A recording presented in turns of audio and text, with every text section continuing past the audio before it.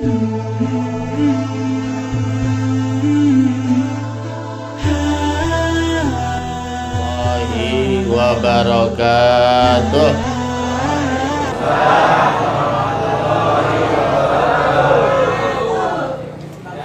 Alhamdulillah,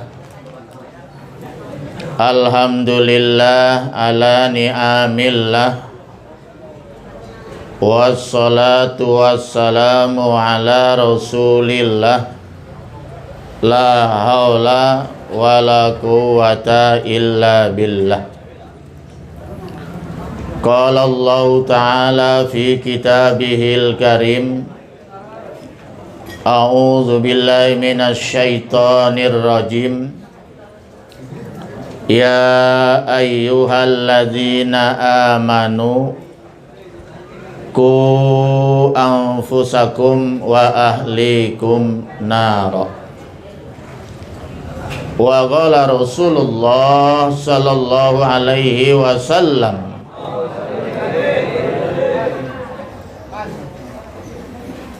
al-jar qoblad dar. Rabbi shrah li sadri wa yassir li amri wahlul 'uqdatam min lisani yafqahu qawli.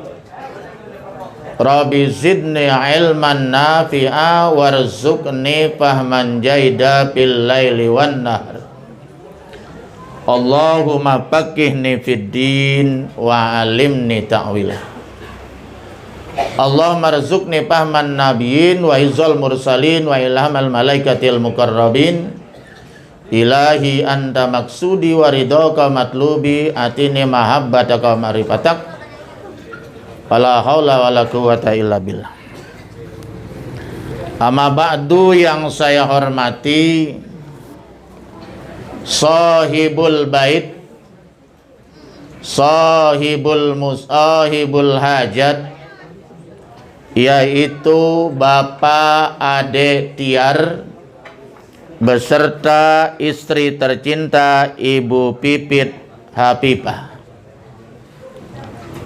Yang saya hormati orang tua kita, guru kita, Syekhuna Kyai Haji Muhammad Hasyim. Mudah-mudahan senantiasa diberikan kesehatan lahir dan batin. Amin. Dan husnul khatimah. Amin ya rabbal. Ustadz Muhasan bin Haji Muhammad Samin, mana orangnya ya?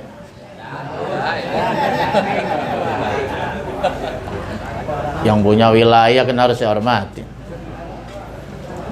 Bini saya juga orang gang masjid.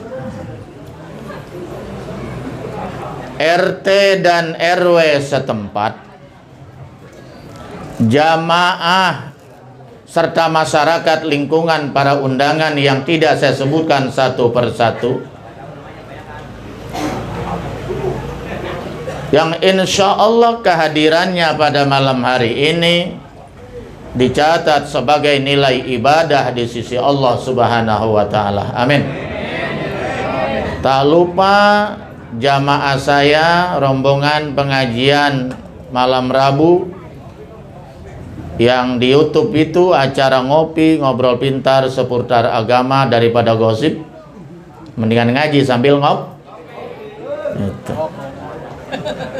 Ananda Ibnu Ustadz Ibnu Hajar Al-Haytami MA, sebentar lagi insyaallah doktor di UIN. Doakan yang telah baru saja memimpin pembacaan berjanji beserta santri-santri saya Pondok Pesantren Darul Amanah Ahmadiyah Blok C yang disingkat DAN. Darul Amanah Ahmadiyah disingkat DAN. Ahmadiyah artinya berwawasan Ahlussunnah wal Jamaah. Pada malam hari ini, saudara saya dan sekaligus jamaah saya, Bapak Ade Tiar beserta keluarga, mengundang bapak-bapak, saudara-saudara sekalian, bukan karena riya, tapi faktor bersyukur kepada Allah Subhanahu wa Ta'ala. Karena punya rumah yang semacam ini tidak gampang. Perjuangan beliau luar biasa. Beliau buka usaha bengkel perdisalan dari mulai ngontrak sampai punya tempat sendiri di depan Pondok Pesantren Darul Amanah Ahmadiyah. Karena dekat tetangga, akhirnya saya pun kecepretan juga setiap bulan dapat beras sekarung, dapat minyak curah, dapat telur buat para santri. Alhamdulillah, didoakan terus oleh santri, insya Allah semakin berkah. Insya Allah dengan hadirnya Pak Ade Tiar beserta keluarga di tempat yang baru ini juga membawa berkah buat jamaah musola setempat. Amin. Makanya saya sudah arahkan, bantu di situ ada musola, di situ ada Pak Kiai. Setiap ada kegiatan agama tolong dibantu dan didukung. Siap katanya. Masya Allah. Alhamdulillah.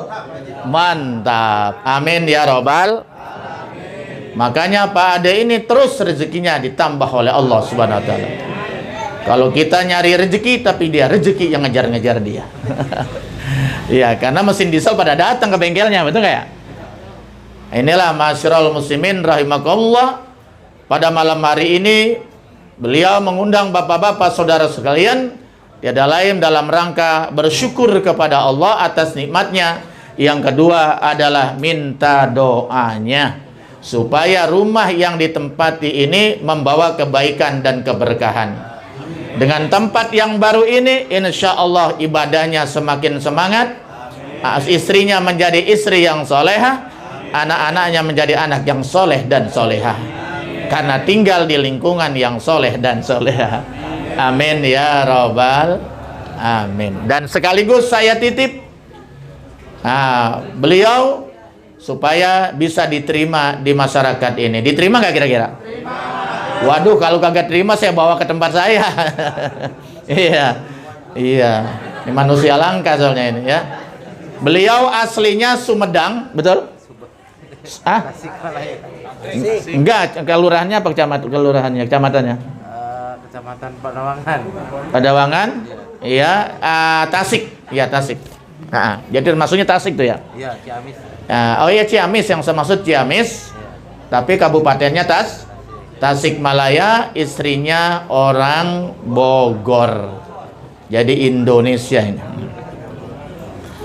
Para jamaah sekalian, bahwa kita ini hidup di dunia, berjuang siang dan malam dari bujangan, kemudian pengen nikah, betul? Nah, nikah pengen punya keturunan, betul?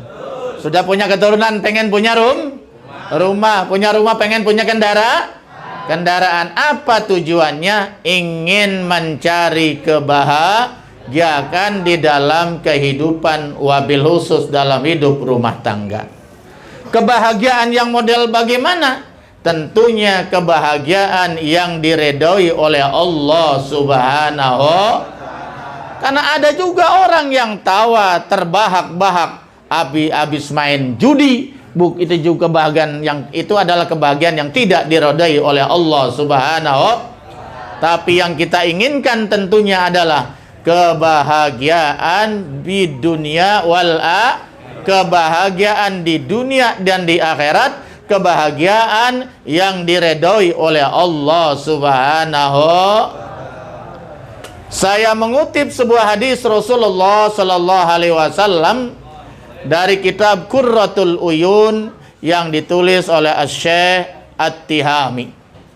Di sana ada sebuah hadis Rasulullah sallallahu alaihi wasallam, arba'un min sa'adatil mar'i. Ada 4 kebahagiaan seseorang. Jadi kalau kita pengen bahagia di dalam membina rumah tangga, itu minimal syaratnya ada 4 kata Nabi. Apa itu? Yang pertama, antakuna zauzatuhu solihatan. Hendaknya di dalam rumah tangga itu ada istri solehah. Masya Allah ya. Istri soleha. Apa itu istri soleha, wanita soleha? Di dalam hadis dikatakan bahwa dunia ini adalah Perhiasan dunia ini adalah kenikmatan. Wa khairu mata'iha, dan sebagus-bagusnya perhiasan dunia ini adalah almar'atu solehah, istri yang solehah. Kalau kita perkecil sekupnya, perhiasan yang terindah di dalam rumah tangga ada bukan kursi yang mahal, bukan itu namanya lemari yang mahal, tetapi perhiasan yang terindah dan termahal dalam rumah tangga adalah istri soleha, kayak istrinya Bang Tuko. Amin. Ini karena istri itu, Pak, ada yang membawa susah, ada juga yang membawa berkah. Itu ada itu istri yang membawa susah, rezeki seret terus. Ada yang ngajarin, kata ustadznya, kemudian ustadznya rada preman dikit. Lu kalau masih susah juga lu kawin lagi. Ya kawin lagi, masih susah juga. Kawin lagi, tambah nyungsep. Karena yang dia pilih bukan karena agamanya, bukan karena akhlaknya. Ya, semakin nikah, semakin poligami, semakin ruwet.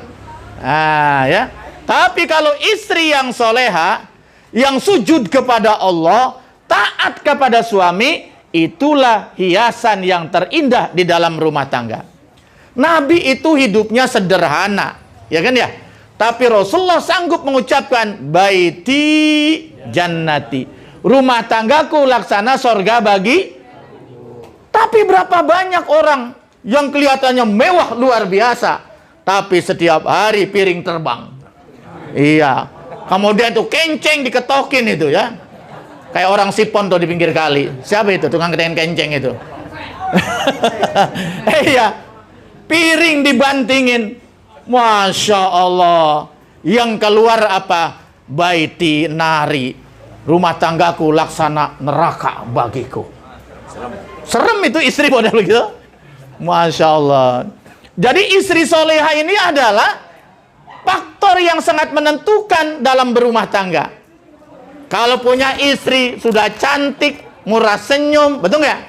Pinter dandan, kemudian sujud kepada Allah, taat kepada suami, Masya Allah, kayaknya biar makan sama garam rasanya asin itu. Iya. Masya Allah, luar biasa itu bapak-bapak sekalian ya. Jadi apa sebetulnya ciri-ciri istri soleha? Dalam sebuah keterangan hadis dikatakan iza amaroha atau athu. Jadi istri yang soleha, istri yang baik, apabila diperintah oleh suaminya dia taat, manggut. Neng ngaji neng manggut, iya bang. Nah, neng tutup pakai kerudung tutup aurat neng, iya pak siap. Masya Allah ya. Dia perintah suami selama tidak bertentangan dengan agama, tidak ada alasan istri untuk tidak patut kepada suami, betul nggak? Kecuali perintah suami itu salah, bertentangan dengan syariat agama, baru boleh istri berkata tidak. Selama perintah suami itu sesuai dengan tuntunan syariat, maka seorang istri wajib taat kepada perintah suami. Malah dalam sebuah keterangan dikatakan, apabila manusia, makhluk boleh sujud kepada makhluk, yang pertama kali saya perintahkan sujud kata Nabi adalah seorang istri kepada suami. Cuman sayang, sujud ta'abud tidak boleh kecuali kepada Allah Subhanahu. Kenapa? Saking besar haknya suami terhadap istri. Di saat ijab kabul, aku nikahkan engkau, aku kawinkan engkau, kata siapa tuh? Kata orang tua? Iya. Ya, orang tuanya kepada siapa? Kepada calon laki-laki. Iya, calon menantunya.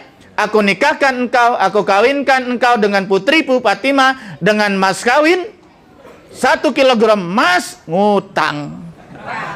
1 kilo. Ya misalnya, qabil tu nikah, aku terima nikahnya dan seterusnya. Itu artinya apa? Berarti mulai saat itu tanggung jawab wanita tadi dari dunia sampai akhirat, masuk surga atau neraka, bukan tanggung jawab orang tuanya lagi, tapi tanggung jawab suami. Jadi terlalu amat berat tanggung jawab suami di hadapan Allah, maka setelah statusnya berubah menjadi istri, istri wajib taat kepada suami. maka surganya istri sebetulnya gampang. Asal dia taat kepada suaminya, insya Allah suaminya redo, dia akan masuk surganya Allah Subhanahu wa taala. Gampang sebenarnya. Ya.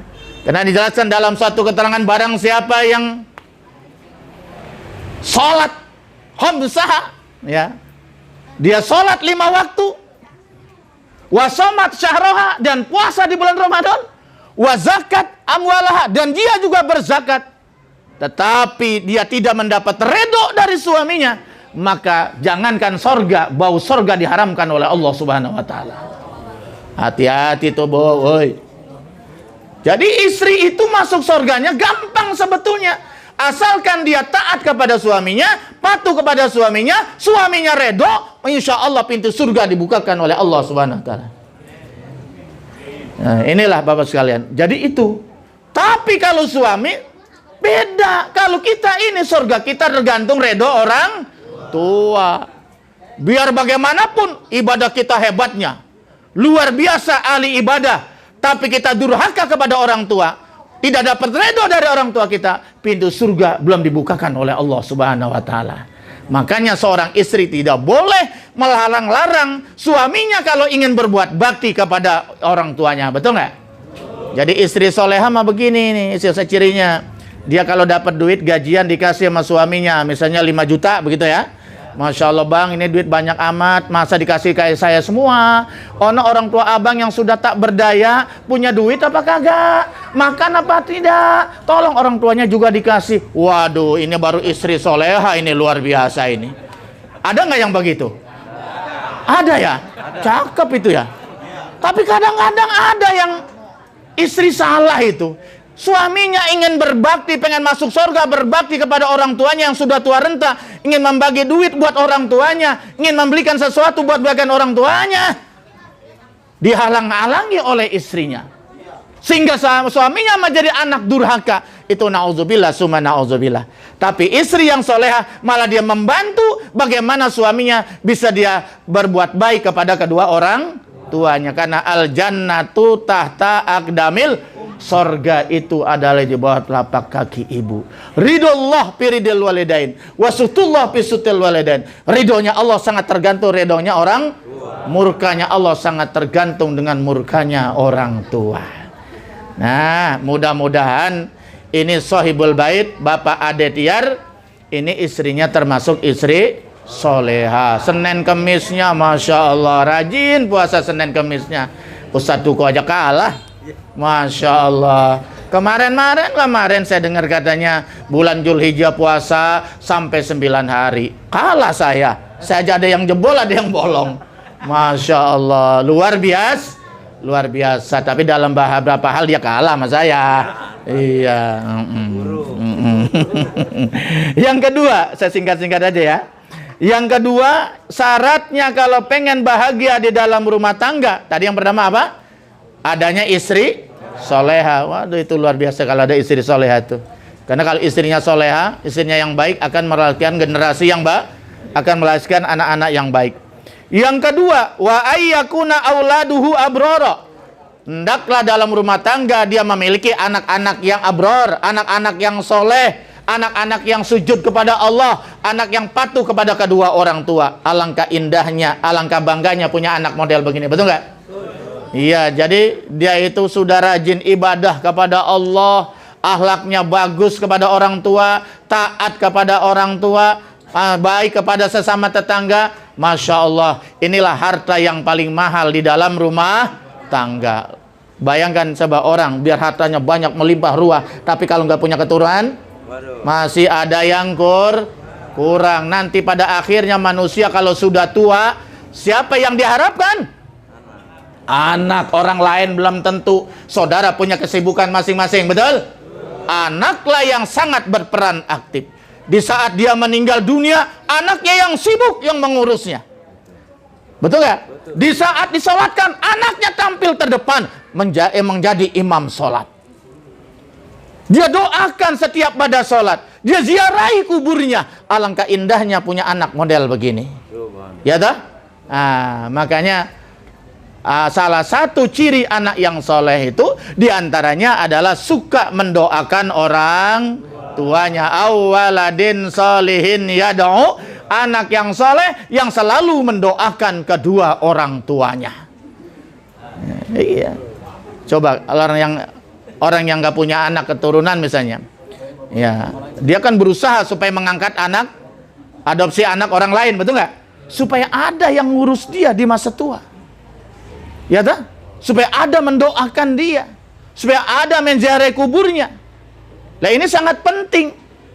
Nah sekarang kalau kita punya anak nggak baca doa aja nggak bisa, sholat aja tidak. Ini anak bukan hanya mengangkat derajat orang tua di dunia, apalagi nanti di akhirat. Jangan-jangan anak ini malah menjadi fitnah, menjadi musuh nanti di hadapan Allah Subhanahu wa taala. Malah menjerumuskan orang tuanya ke api neraka. Nauzubillah min.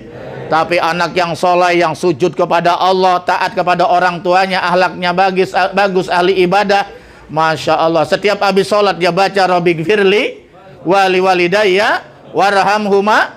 Udah Pak, ini aja baca doa, susah-susah amat doa. Ini cara berbakti sama orang tua, cara bersilaturahim kepada orang, baik orang tua kita masih hidup walaupun tiada. Perbanyaklah baca doa Rabbighfirli wali walidayya warhamhuma kama rabbayani. Malah menurut guru sekumpul yang pangkatnya wali, beliau pernah berpesan, jangan lupa membaca Rabbighfirli wali walidayya 3 kali di saat sujud terakhir di dalam sholat. Baca 3 kali, doakan orang tua. Kenapa? Karena manusia yang paling dekat dengan Allah di saat sujud di dalam sholat. Coba sampai begitu tuh. Makanya rugi kalau punya anak nggak soleh, nggak bisa doain orang tua. Nauzubillah. Makanya mohon pada Allah, ya Allah jangan wafatkan dulu saya kalau anak saya belum bisa baca doa. Anak kita gedain dari kecil lebih besar, tapi nggak bisa doain orang tua. Nauzubillah min. Namun zalik. Inilah Bapak sekalian. Makanya ada sebuah cerita, sering saya sampaikan, bahwa ada seorang hamba Allah, ibadahnya biasa-biasa saja, yang wajib-wajib saja dikerjakan semua dengan baik. Sholat 5 waktu dengan baik, puasa Ramadan dikerjakan dengan baik, wajibannya dikerjakan dengan baik. Akhirnya atas izin Allah, atas rahmat Allah, dia masuk surga. Suatu saat diangkat masuk surga, yang karena masuk surganya juga biasa-biasa aja kan ya, karena dia ibadahnya biasa saja, standar. Tapi suatu saat dipindahkan ke surga yang sangat tinggi derajatnya, yang sangat mulia, yang sangat nikmat.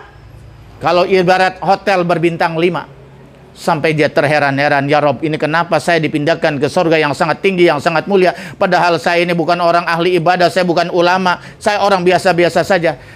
Apa kata Allah? Haza du'a'u waladika laka, ini doa anakmu di dunia. Jadi anaknya di dunia, waktu di dunia selalu baik mendoakan orang tuanya, pada sholat dia doakan orang tuanya, Rabbighfirli wali walidayya warhamhuma kama rabbayani shaghira. Doa anak ikhlas diterima oleh Allah Subhanahu wa taala, didongkrak, dipindahkan ke surga yang lebih tinggi. Subhanallah. Amin ya rabbal. Dalam satu kerangka ada yang mengatakan wa hadza istighbaru laka. Istighbaru laka. Ini adalah istighbaru waladika laka. Ini adalah istighbar anakmu untukmu. Jadi anaknya terus di dunia setiap sholat mengistighbarkan orang tuanya, memohonkan ampun kedua orang tuanya. Makanya kalau berdoa jangan, kalau istighfar jangan pelit. Istighfarkan diri kita, istighfarkan juga kedua orang tua kita. Astaghfirullahalazim li Astaghfirullahalazim li wali walidayya. Ya Allah, ampunilah dosaku dan ampuni dosa-dosa kedua orang tua. Namanya anak, ikhlas, semangat, insya Allah diterima oleh Allah Subhanahu wa ta'ala. Diangkat tuh orang tuanya derajatnya, Masya Allah. Inilah beruntung punya anak yang soleh solehah. Yang ketiga wa khulata'uhu solihin, bahwa dia itu tinggalnya di dalam lingkungan orang-orang soleh. Makanya saya tanya Pak Ade Tiar, Pak Ade, ini dia nggak pernah tua ini, muda terus ini, panggilnya Ade ini. Iya, Pak Ade, kenapa Bapak memilih di gang masjid?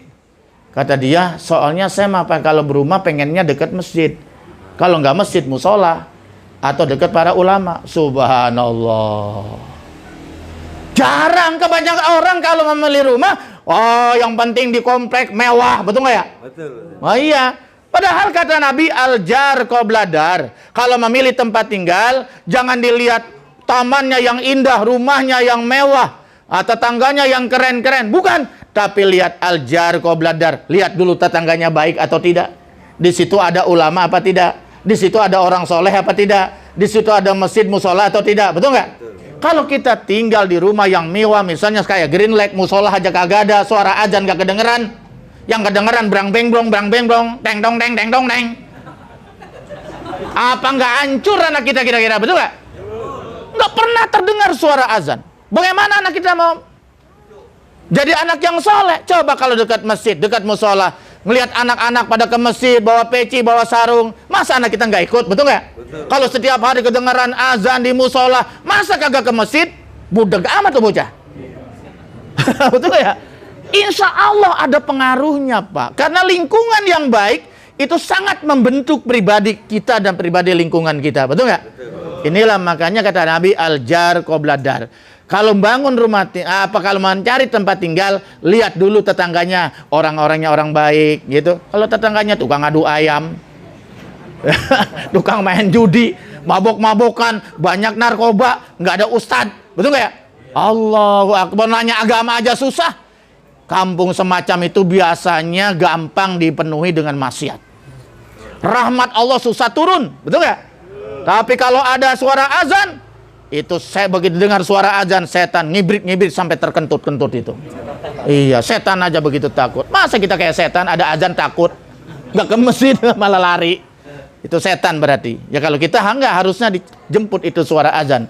Berangkat ke masjid, musola, sholat berjamaah. Kaum laki-laki itu sholatnya afdolnya di masjid, di musola, betul nggak?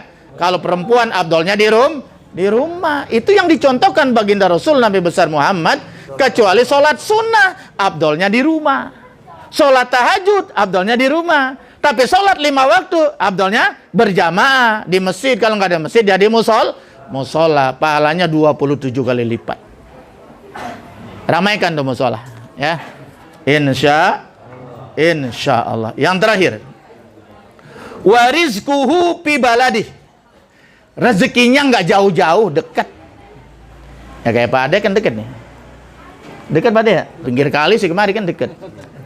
Iya, bisa kumpul dengan keluar. Hartanya gampang, setiap hari bisa kumpul dengan anak dan enak apa kagak kira-kira? Itu Nabi nganjurkan. Kalau pengen rumah tangga bahagia, tidak ada perselingkuhan, jangan nyari rezeki yang jauh-jauh. Ada orang yang rezekinya di tengah laut, rezekinya tengah laut, 6 bulan baru pulang. Mana tahan, masih normal, tegangan tinggi. Betul nggak ya? Kagak ketemu-temu bini, pasti selingkuh di tengah kapal itu, di laut itu. Kalau nggak suaminya, istrinya, betul nggak ya? Nah, rezekinya di mana? Di Korea Selatan, TKI. Di mana lagi? Di Arab Saudi, TKW. Masya Allah. Makanya para ulama, Nahdlatul Ulama, ulama-ulama NU memfatwakan bahwa seorang wanita jadi TKW hukumnya haram kalau tidak ada mahramnya. Kecuali suaminya ikut, saudaranya ikut, betul nggak? Bagaimana bisa dipertanggungjawabkan itu? Kalau seorang perempuan meninggalkan suaminya, ini suaminya lagi rada bego dikit lagi, diizinin aja. Yang wajib mencari nafkah kan bukan istri, suami. Kenapa dia? Karena suaminya malas, istrinya disuruh kerja ke luar negeri. Istrinya transfer uang setiap bulan, dibuat kawin lagi. Atau malah ada istrinya yang diperkosa oleh orang-orang Arab. Karena orang Arab itu ternyata adat jahiliyahnya masih melekat itu. Jadi yang namanya pembantu jaga budak. Budak itu kan tradisi jahiliyah, betul nggak? Yang namanya budak sama dengan barang, boleh dikawini tanpa nikah. Itu Maria Kipti, salah satu istrinya Rasulullah, budak hadiah dari kerajaan Mesir. Itu tanpa nikah Nabi, emang nggak perlu nikah. Karena itu budak. Masih berlaku pada saat itu. Punya anak kelas 1 namanya Ibrahim, yang mati masih kecil itu.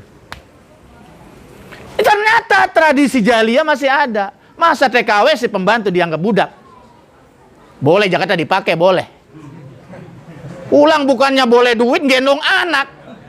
Lah saya sering kalau pulang umrah itu bareng TKW itu. Yang dari Subang, dari mana-mana, Sukabumi, macam-macam. Jangan-jangan dari kampung Pak Ade ada juga. Ciamis itu ya. Iya, kebanyakan dari daerah itu. Iya. Masya Allah, dari sebelum naik pesawat mah, waduh, semua serba hitam rapot. Giliran masuk pesawat, kerudungnya terbang semua. Nah, itu lagunya tuh TKW tuh begitu tuh. Masya Allah. Jadi kalau pengen itu rumah tangga tenang, carilah rezeki, jangan pergi pagi pulang sore, pergi pagi pulang malam. Ya kalau tugur jangan lebih dari 3 hari dah ya. Ini pasti ada kecurigaan, khawatir ada perselingkuh. Nah kalau model begini maka sulit akan mendapat kebahagiaan di dalam rumah. Sebagai penutup saya kutip hadis an Amr bin As radhiyallahu anhu sami'tu Nabi sallallahu alaihi wasallam. Kata Amr bin As, saya mendengar Rasulullah sallallahu alaihi wasallam bersabda, yaitu ayyuma mar'ah khanat zaujaha, apabila ada seorang perempuan, seorang istri mengkhianati, selingkuh, mengselingkuhi, ya berselingkuh artinya, suaminya, pipi rosihi, nggak tanggung-tanggung di tempat tidur suaminya. Berat ya. Jadi selingkuhnya bukan main handphone, bukan, atau cuman sekedar blackstick, tapi ini terang-terangan dia berselingkuh di tempat kamar tidur suaminya. Bagaimana wanita yang model begini? Illa adkhalallahu naro, kecuali Allah akan jebloskan ke api neraka istri itu. Wa yakhruju min famiha, akan keluar dari mulutnya al-qaih, apa itu? Nanah. Kenapa? Makan daging mentah yang haram. Ya kalau daging mentah suami kan halal, betul ya? Malah bernilai ibadah. Lah ini adalah dia malah memilih yang haram, berzina. Maka nanti di akhirat akan keluar nanah dari mulutnya. Dan keluar dam, itu darah. Al-qaih, apa al-qaih itu ya? As-sodid. Sodid itu yang mengatakan darah campur nanah, bau busuk. Keluar dari mulutnya. Bahkan ada yang mengatakan keluar dari kemaluannya. Nanti orang yang ahli zina itu, nanti di akhirat ditombak kemaluannya itu. Kemaluannya akan ditombak, kemudian keluar darah dan nanah sehingga menjadi sungai, namanya Sungai Gutoh. Sungai Gutoh itu sungai yang isinya airnya darah dan nanah yang bau busuk, keluar daripada kemaluannya para pelacur di dunia. Itu Sungai Gutoh yang dari darah dan nanah kemaluannya para penzina. Untuk siapa itu yang minum? Untuk orang yang suka minum homer di dunia itu. Hai para ahli homer, bertobatlah. Air aqua banyak, kenapa ente nggak minum? Air keran banyak, betul nggak? Kalau kurang puas, nyebur di rawa, halal nggak? Kalau kurang puas juga di laut air asin. Kenapa kau pilih itu adalah yang haram, homer, miras, betul nggak? Orang yang tidak bertobat, miras, mati nanti di akhirat diminumkan dari Sungai Gutoh, darah dan nanah dari kemaluannya para pelacur. Nauzubillah min. Tolong bapak-bapak istrinya diselamatkan ya. Istrinya dijaga, betul nggak ya? Ya, itu oleh karena itulah ini kewajiban kita. Karena suami bertanggung jawab nanti di hadapan Allah terhadap istri dan anak-anaknya masuk surga atau neraka. Yang paling bertanggung jawab adalah imamnya, supirnya, sang suami. Makanya suami itu berat tanggung jawabnya. Makanya istri wajib taat kepada suami. Anak-anak wajib hormat dan patuh kepada kedua orang tua. Ya, inilah yang dapat saya sampaikan. Mudah-mudahan bermanfaat buat diri saya dan jamaah sekalian. Kita doakan mudah-mudahan walimatul wakirah pada malam hari ini, rumah Pak Ade Tiar keluarga yang baru ini diberkahi oleh Allah Subhanahu wa taala. Allahumma anzilna munzalan mubarakan wa anta khairun munzilin. Ya Allah, turunkanlah Pak Ade ini besar keluarga di tempat yang Kau berkahi ya Allah. Mudah-mudahan tempat ini berkah. Berkah apa sih berkah? Berkah itu ziyaratil khairillah. Jadi tinggal di sini bertambah-tambah kebaikannya. Sedekahnya lebih rajin lagi. Amin. Ibadahnya lebih rajin lagi. Nuntut ilmunya lebih rajin lagi. Itu namanya dunia membawa keberkahan. Jangan semakin kaya semakin jauh dari masjid, semakin jauh dari ulama, semakin jauh dari kebaikan. Itu namanya tidak berkah. Ya, mudah-mudahan rumah tangga kita diberkahi oleh Allah SWT. Mudah-mudahan istri kita dijadikan istri yang solehah. Anak kita dijadikan anak soleh dan solehah yang bisa menuntun kita nanti ke surganya Allah SWT. Ala hazini al-Fatihah. A'udzubillahi minasyaitonir rajim. Bismillahirrahmanirrahim. Alhamdulillahirabbil alamin arrahmanirrahim maliki yaumiddin. Iyyaka na'budu wa iyyaka nasta'in. Shiratal mustaqim. siratal ladzina an'amta 'alaihim ghairil maghdubi 'alaihim waladdallin. Sekian wallahu muwaffiq ila aqwamit thoriq. Wassalamualaikum warahmatullahi wabarakatuh.